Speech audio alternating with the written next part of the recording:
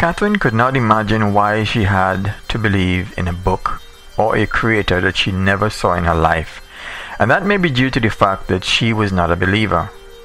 Like many people today, Catherine always wanted to see, feel, and touch something before she would admit that it was real. Within recent years, Catherine decided to consider herself as an atheist and would vocally condemn anyone who professed otherwise. Unlike other people, however, Catherine would not retaliate against another person because of what they believed in, not physically anyway. She would take part in events, legal or otherwise, that would facilitate the possibility of silencing believers when they try to express themselves. There is never a good defense for an atheist, especially since the only reason why they think this way is because they adopt a seeing is believing mentality.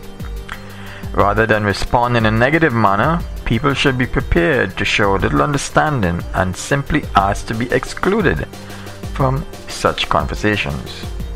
I think it is interesting that decent Christians are usually so happy, yet non-believers are always looking to do battle.